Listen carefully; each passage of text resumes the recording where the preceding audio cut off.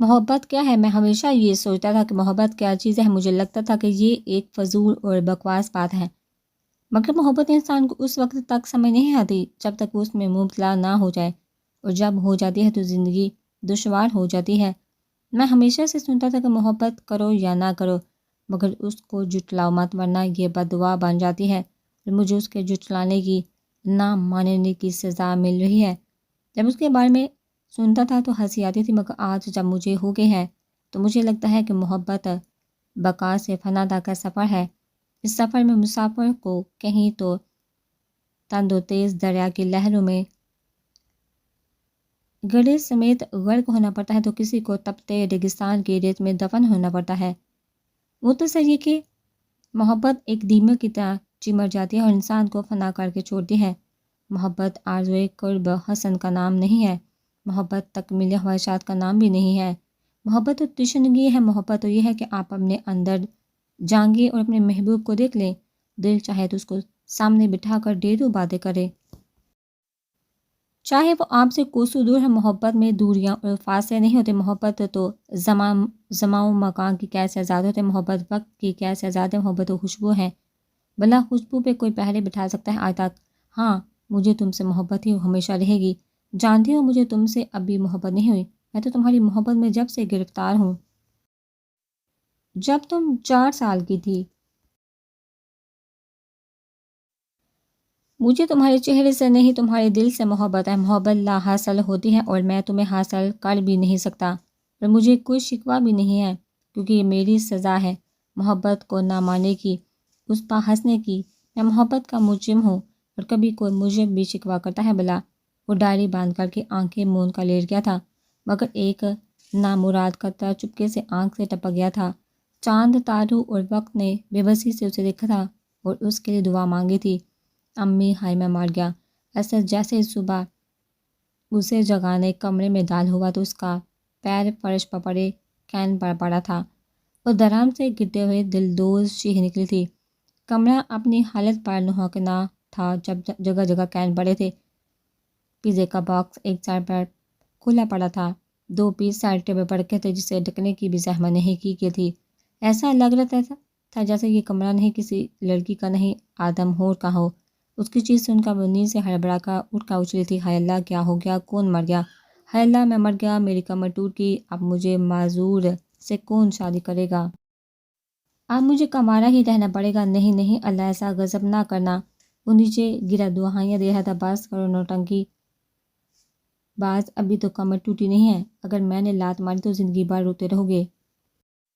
اندوشی نے کشن اٹھا کر مارا تھا۔ یہ کمرے کا کیا حال بنا رکھا ہے؟ کمیلا، پیزا تم نے اکیلے کھا لیا؟ وہ صدمے سے گویا ہوا تھا۔ چہل کاکروچ، مجھے ڈرا دیا، ایسے چیختا ہے کوئی؟ انہیں تکیہ کھینچ کا مارا تھا جو سیدھا اس کی ناک پر لگا تھا۔ آؤ چپکلی، آج معاف نہیں کروں گا۔ میری چیزیں کیوں کھائی؟ اور اتنی ساری وہ بھی اکیلے کھا لی؟ نہیں نہیں، پوری فوج تھی میرے ساتھ، میں اکیلے کہاں تھی؟ ہاں صبح صبح اٹھا دیا۔ وہ چڑھ کر دوبارہ لیٹی تھی۔ کمرے سے تو یہ لگ رہا ہے، بلکہ فوج بھی اتنا گندا نہیں کرتی۔ وہ بولتے ہوئے کمرے کی تصویر کھینچنے لگا۔ کاکروچ کے بچے، کیا کرے ہو تم؟ بچوں کے نہیں، اور تصویر کیوں کھینچی؟ فوراً ڈیلیٹ کرو۔ وہ بیٹ سے اتر کر اس کے پیچھے بھاگی تھی۔ تمہارے سسرال والوں کو دکھاؤں گا، اور پاپا بلا رہے ہیں ناشتے پر، نیچے آ جاؤ، نہیں تو پاپا خود آئیں گے اور کمرے کو ملاحظہ کر لیں گے۔ اسد کہتے ہی سیڑھیاں اتر گیا تھا اور وہ منہ بنا کر واپس بیٹھی اور دروازہ لاگ گیا تھا۔ مبادہ سچ میں ہی پاپا کمرے میں نہ جائیں۔ ایسا کیا ہے تمہاری فائل میں جو منہ لٹکائے بیٹھی ہو؟ عائشہ نے پوچھا تو اسد نے سوالیہ انداز میں دیکھا تھا۔ نتھنگ، بس ایم اے میں زیادہ سوچی ہوں۔ فاطمہ نے سرجنٹ کا کہا تھا، جنرل ٹائگر نے اسے فائل چھینی تھی۔ یہ کیا ہے؟ فائل واپس کریں، فاطمہ نے چڑھ کر کہا تھا۔ مجھے سمجھ نہیں آتا کہ باز تمہیں ہمیشہ اتنا مشکل چیلنج کیوں دیتے ہیں؟ اس کی فائل پڑھ کر عائشہ نے ناسمجھی سے پوچھا تھا۔ وہ چاہتے ہیں کہ میں یہ سب چھوڑ دوں، لیکن میں ان کو ان کے مقصد میں کامیاب نہیں ہونے دوں گی۔ میں ہر مشن کروں گی، چاہے کچھ بھی ہو جائے۔ یہ صرف ایک عام مشن نہیں، تمہاری زندگی جڑی ہے اس کے ساتھ، برباد بھی ہو سکتی ہے۔ میں اس کی بالکل اجازت نہیں دوں گا۔ ایجنٹ ٹائیگر نے غصیلی انداز میں کہا تھا۔ آپ کی اجازت مانگی کس نے ہے؟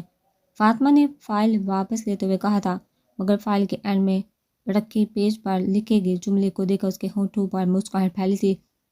اپنے ایجنٹس کو خود سنبھالیے گا، بکواس میں اپنے آرڈر میں چینجنگ نہیں کرتا۔ ایجنٹ ایگل، میں جانتا ہوں یہ بہت رسکی کام ہے، لیکن یہ کام جتنی اچھی طرح آپ کر سکتے ہیں کوئی اور نہیں کر پائے گا، اور میری دعا ہے کہ آپ کو وہاں کچھ نہ ملے۔ Chief Ahmed, I am ready. آپ کا آرڈر میری سر آنکھوں پر وہ مسکا کا حال سے نکل گئی تھی۔ اس کی واچ میں سیٹ ٹرانسمیٹر سے آواز ابھری تو وہ بٹن دبا چکا تھا۔ گیس ٹائیگر اسپیکنگ، وہ مصروف انداز میں بولا تھا۔ Red wolf speaking, my dear tiger, دوسری طرف سے مسکراتے ہوئے کہا گیا تو ٹائیگر نے سختی سے لب ملچے تھے۔ کیا مقصد ہے مجھے اس طرح کال کرنے کا؟ اس نے غصے سے پوچھا تھا۔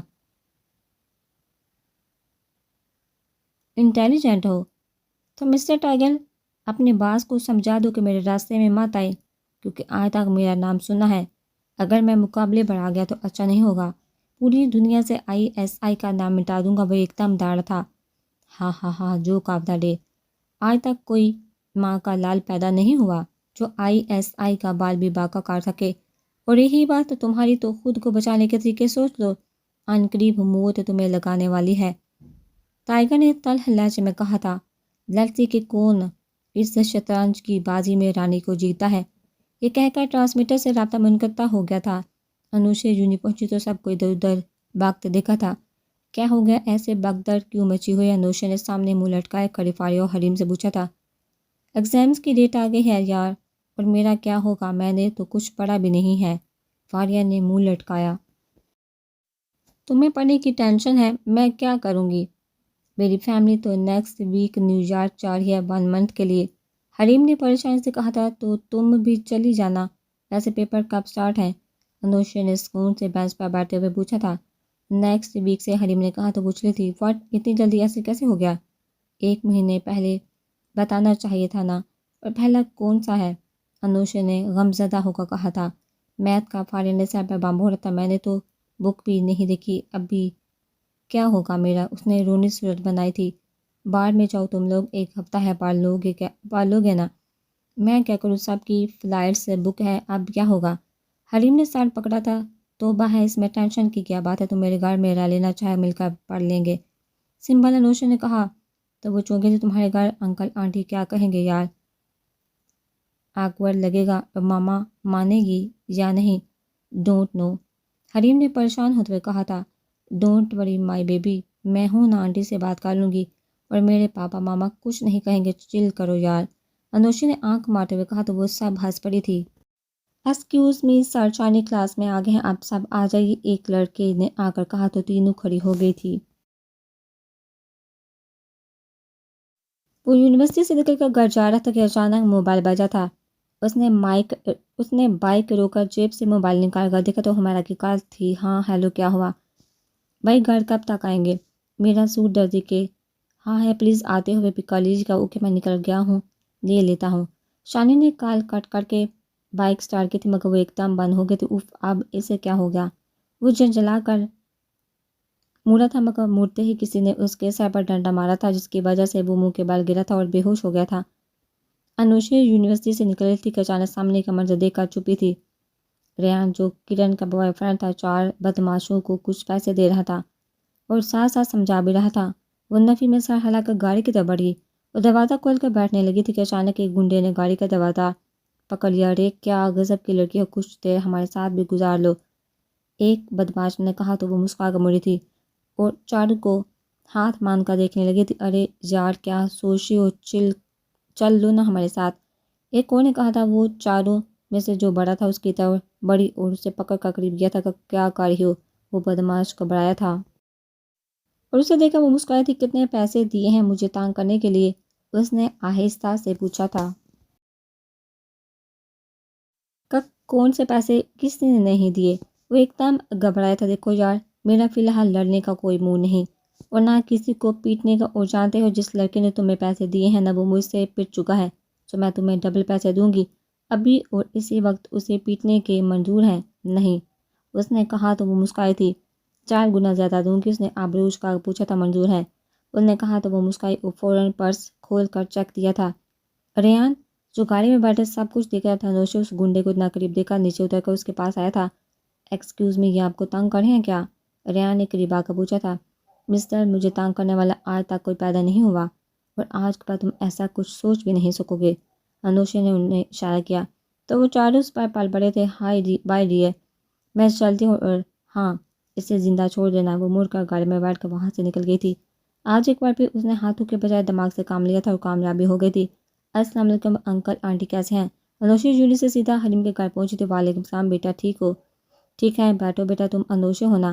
حریم تو ہر وقت تمہارے بارے میں بتاتی ہے، ابھی بھی بتایا تھا کہ تم آؤ گی، کیا لوگے، جوس یا کولڈ ڈرنک؟ جی تھینکس، چائے مل جائے تو بہتر ہے، انوشے نے مسکراتے ہوئے کہا تھا۔ گرمی بہت ہے اس لیے پوچھا تھا، آنٹی نے کہا تو وہ ہنسی تھی۔ آنٹی یار کیا بتاؤں، گرمی ہو یا سردی چائے نہیں چھوڑ سکتی نا۔ خیر آپ سنائیے کیسے ہیں، اور انکل آپ کیسے ہیں، کیا چل رہا ہے؟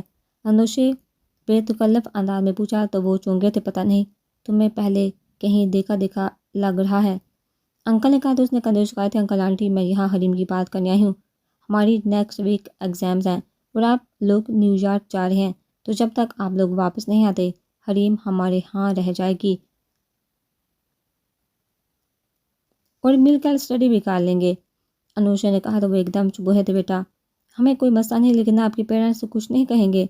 انکل نے کہا تھا وہ کچھ نہیں کہیں گے، اگر آپ کو ڈاؤٹ ہے تو یہ میرے پاپا کا نمبر ہے، ان سے بات کر لے، اور اگر ملنا چاہتے ہیں تو شاہ انڈسٹریز چلے جائیے، وہاں مل لے۔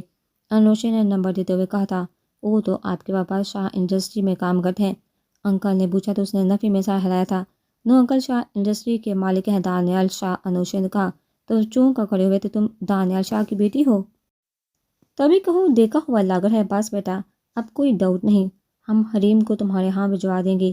یہ کہتے ہوئے ان کے لبوں پر محسوس مسکراہٹ آئی تھی۔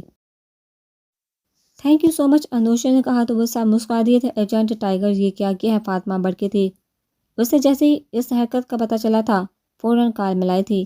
نہ رہی کا بانس نہ بجے کی بانسی، دوسری طرف سے جواب دیا گیا تھا۔ ایجنٹ آپ باس کے خلاف چاہ رہے ہیں؟ جانتا ہوں، لیکن تم میں کل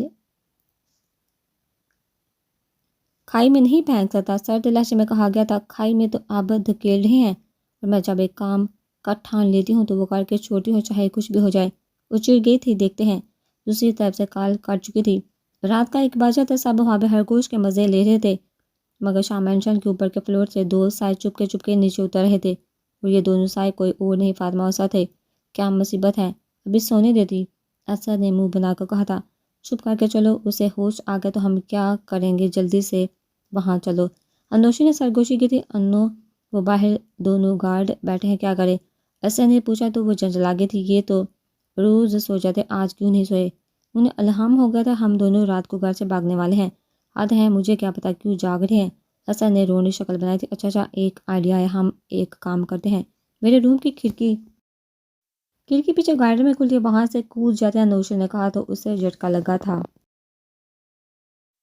اب بھی چپکلی کی بچی مروائے گی تمہیں تو کوئی کچھ نہیں کہے گا، میری چمڑی ادھیر دیں گے سب، اور اگر چھلانگ لگاتے ہوئے ہڈی ٹوٹ گئی تو کچھ نہیں ہوگا تمہیں، اور ویسے بھی کاکروچ اتنی جلدی نہیں مرتے، اور اگر پکڑی بھی گئے تو ایڈونچر ہی ہوگا۔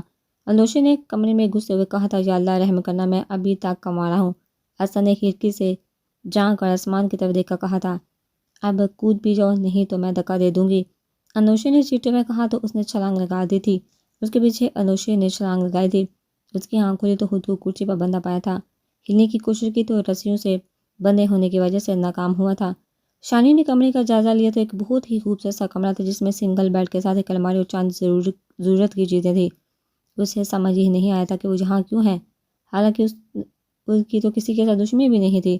اچانک قدموں کی چاپ آئی تو وہ دروازے کی سمت متوجہ ہوا تھا، اور دروازہ کھول کر کوئی اندر داخل ہوا تھا۔ رات کا 1 بجا تھا، نیند آنکھوں سے کوسوں دور تھی، اس لیے وہ گارڈن میں بیٹھا سگریٹ کی کش لے رہا تھا۔ اچانک کسی کے کودنے کی آواز پر اس کے کان کھڑے ہوئے تھے، اور وہ آواز کی سمت بڑھا تھا۔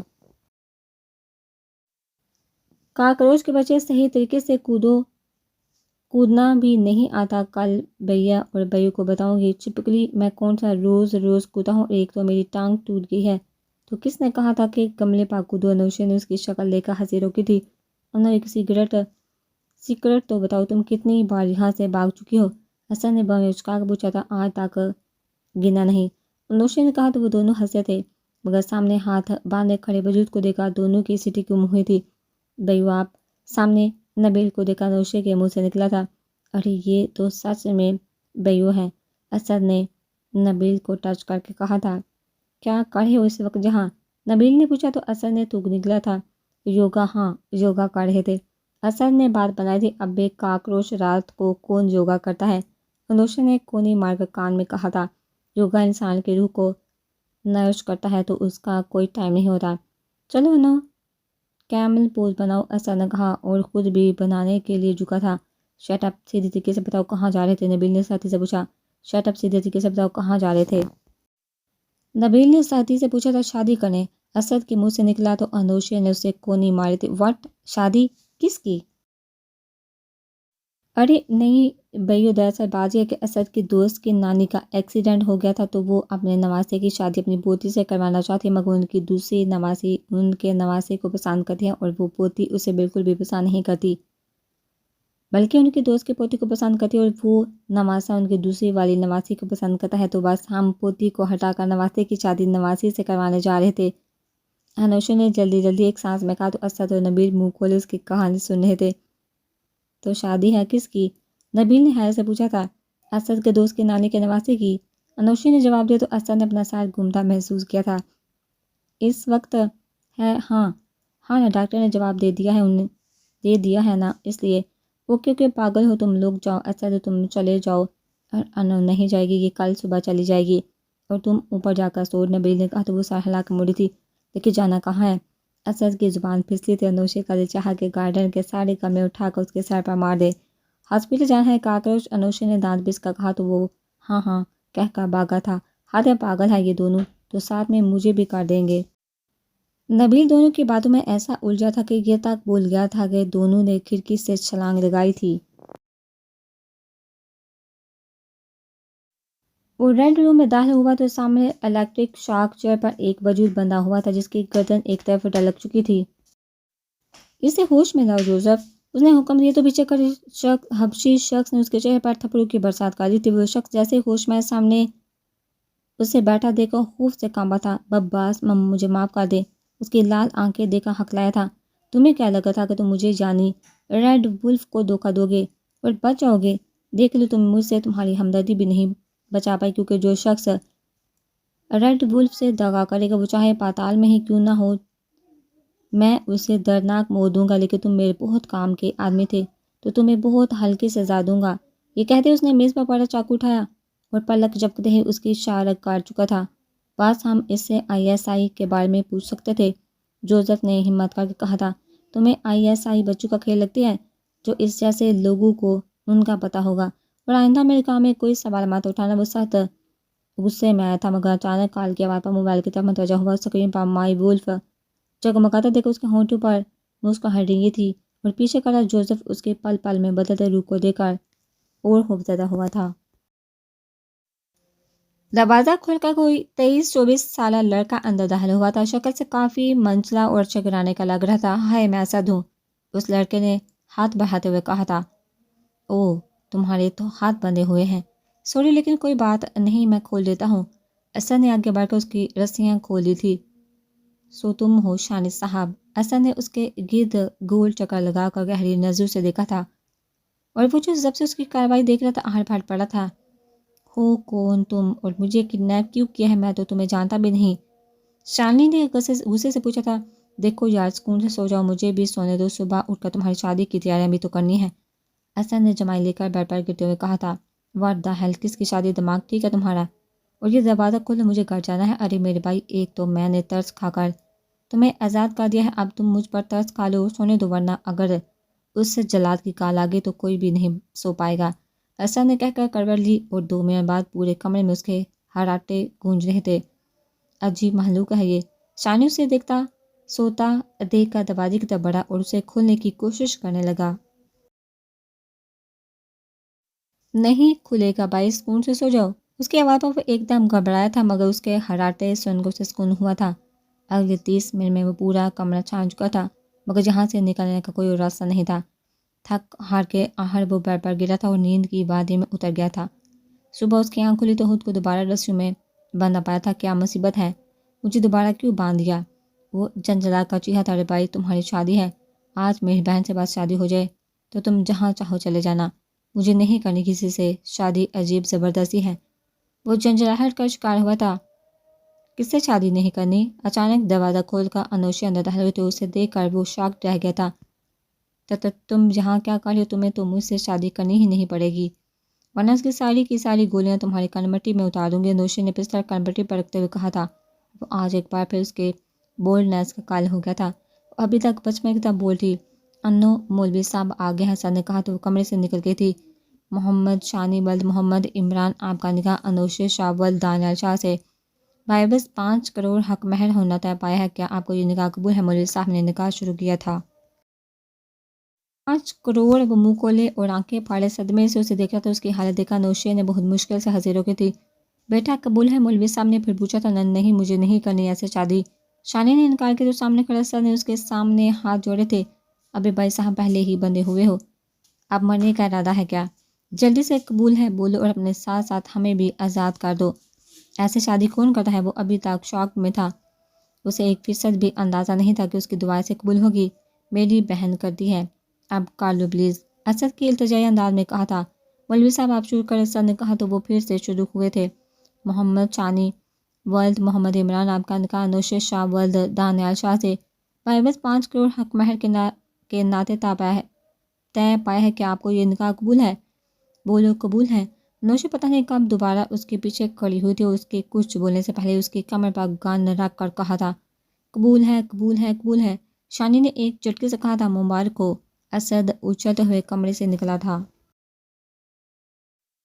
انوشی نے مسکراہٹ دبا کر اس کو رسیوں سے آزاد کیا تھا۔ یہ کیا تھا حرکت تھی انوشی؟ شانی نے چڑکا پوچھا تھا۔ کیا تھا؟ ایک تو اتنی پیاری لڑکی سے شادی ہوگی، اوپر سے نہرے دیکھو بستر کے، انوشی نے ایک ادا سے کہا تو وہ جھٹکے سے کمرے سے نکلا تھا۔ ارے ہسبینڈ جی، مجھے تو ساتھ لے جائیے، ساسو ماں سے مل لوں گی۔ انوشی نے پیچھے سے ہانک لگائی تھی مگر وہ سنا کر کے نکل گیا تھا۔ مشن میرج واز سکسیسفل، انوشی نے اسد کو آنکھ مارتے ہوئے کہا تو وہ نفی میں سر ہلا کر رہ گیا۔ یہ تاریخ میں لکھے جانے والا ایک انوکھا نکاح تھا جو ایک لڑکی نے زبردستی بدوم کی نوک پر ایک لڑکی سے کیا تھا۔ ایک لڑکے سے کیا تھا؟ واہ واہ نورے، کیا مال لایا ہے۔ اس نے جہاں نے نئی 10 لڑکیوں میں اسے دیکھا تعریف کی تھی جو آج صبح ہی لائی گئی تھی۔ فاطمہ نے کوفہ سے اس لڑکی کو دیکھا تھا جو کہیں سے عورت کہلانے کے لائق نہیں تھی۔ اسے جب لڑکیوں کا پتہ چلا تھا وہ فوراً ان کے ساتھ خود بھی اغوا ہو گئے تھے تاکہ یہاں تک پہنچ سکے، اور وہ اس میں کامیابی ہو گئی تھی، مگر جہاں کا ماحول دیکھ کر اسے کوفت ہونے لگی تھی۔ اور لڑکی کھڑی ہو جا، آج تیرا ڈانس ہوگا، وہ بھی اسپیشل والا، ویسے بھی ہمارے شاہ صاحب آنے والے ہیں، تجھے دیکھ کر پھسل نہ جائیں۔ شاہ صاحب کا نام سن کر اس کے کان کھڑے ہو گئے تھے۔ مجھے نہیں کرنا کوئی ڈانس وانس، اس کا دل چاہا کہ اس ڈائن کا سر پھاڑ دے، مگر ضبط کیے بیٹھی تھی۔ اور لڑکی ٹھیک طریقے سے تیار ہو جا، میں تجھ پر ہاتھ نہیں اٹھانا چاہ رہی، ایک تو خدا نے تجھے بڑی فرصت سے بنایا ہے، تھوڑا فائدہ ہمیں بھی دے دے۔ اس نے جہاں نے کہا تو وہ با کر واش روم میں گھس گئی تھی۔ ہائے بچی ڈر گئی، اسے واش روم سے نکالو اور تیار کرو، آج اسی کا رقص ہوگا۔ اس نے جہاں ایک طوائف کو آرڈر دے کر نکل گئی تھی، علی اگر تم وقت پر نہیں پہنچے تو میں جان سے مار دوں گی، اور ہاں کوئی شاہ صاحب آنے والے ہیں آزاد۔ فاطمہ نے ٹرانسمیٹر سے میسج بھیجا تھا اور باہر نکل آئی تھی۔